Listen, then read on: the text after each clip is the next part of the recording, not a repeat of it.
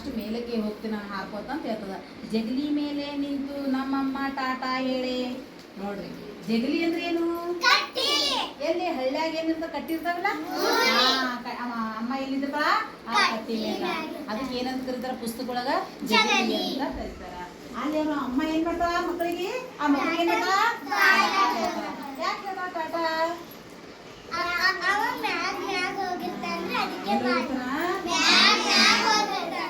ಬಾಳ ಖುಷಿ ಆಗ್ತದ.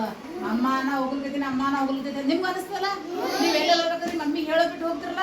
ಎಲ್ಲ ಫಂಕ್ಷನ್ ಇರ್ತದ್ರ ಅಮ್ಮ ನಮ್ಮ ಬಲ್ಲಿ ಹಿಂಗ ನಮ್ಮ ಫ್ರೆಂಡ್ಗಳೆಲ್ಲ ಕರ್ತಾರಪ್ಪ ಬರ್ತಡೇ ನಾವು ಹೋಗ್ತಿಂದ ಟಾಟಾ ಮಾಡಿ ಖುಷಿ ಮನೆ ಬಿಟ್ಟು ಓಡ ಹೋಗ್ತಿರಲ್ಲ.